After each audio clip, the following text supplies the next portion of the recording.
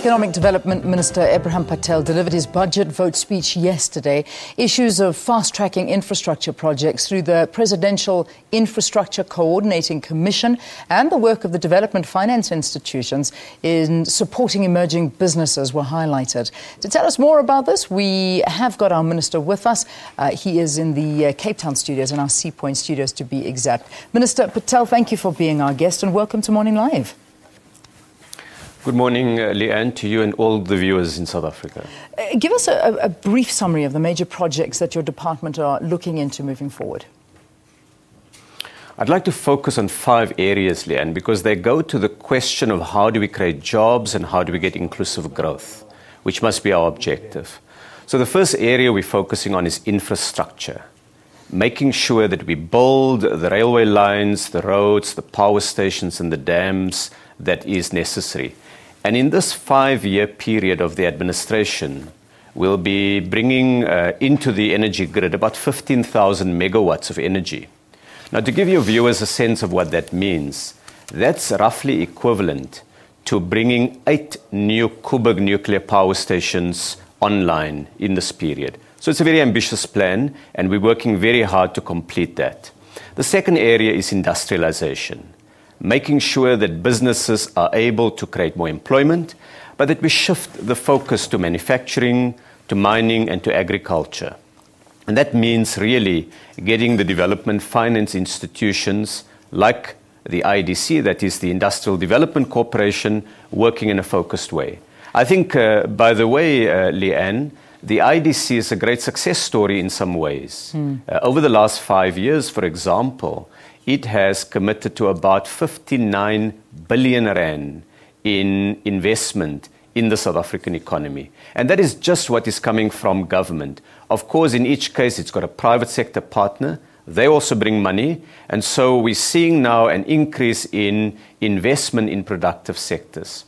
The third area we're focusing on is inclusion, making sure that we break up the cartels and the monopolies that stifle the economy. We bring in small businesses and that we focus on youth empowerment. We've put some money aside, but this is really going to be a big part of our focus. And President Zuma, of course, created a new small business ministry as part of that. The fourth area for us is increasing the overall rate of investment in the economy. And that means working with businesses to make sure that we overcome the obstacles to investment and that we get much greater focus on workplace relations, productive, constructive workplace relations between business and labor. And finally, it's integration. We are Africans. Africa is a growing continent, and that creates opportunities for South Africans. Yeah. I looked at the number of jobs that there are in South Africa as a result of what we sell to the rest of the continent.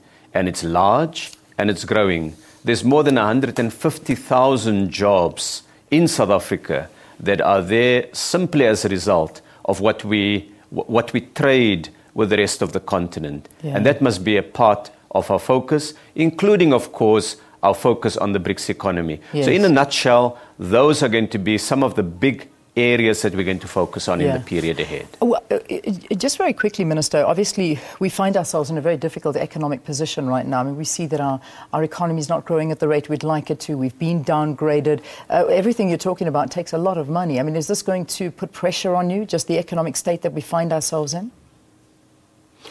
I think growth itself is going to be helpful to the infrastructure program because the more we have economic growth, we have better tax receipts and we have got resources we can put into it.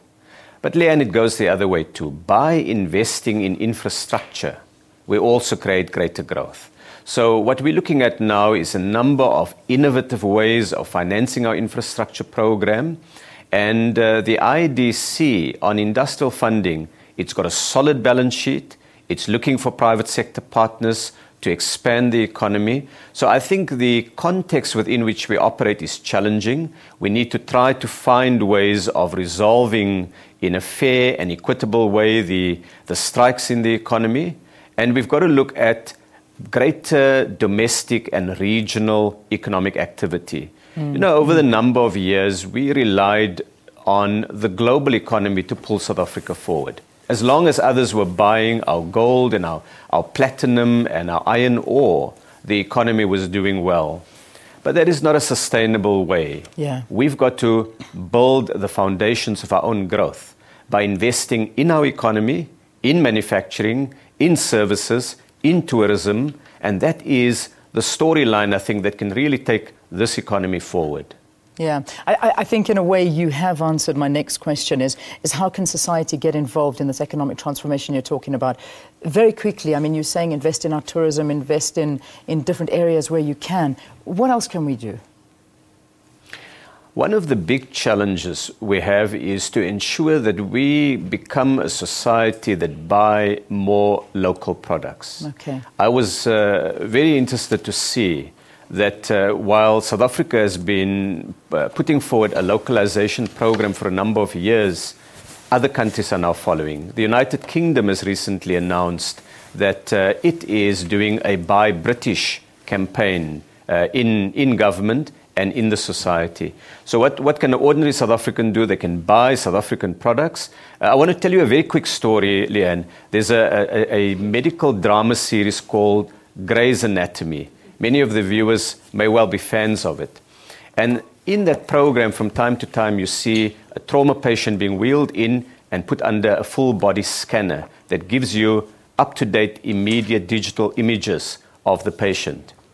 That technology is made in South Africa. That technology is exported to the rest of the world. Yeah, so we have great products, and South Africans can help by doing that. Well, and the second part is entrepreneurship. It's making sure people get into economic activity. All right, Minister, unfortunately, we've got to leave it there, but thank you for that story. Thank you for giving us the knowledge. If we didn't know that, Grey's Anatomy, there you go, South Africa, it's in there, making its mark.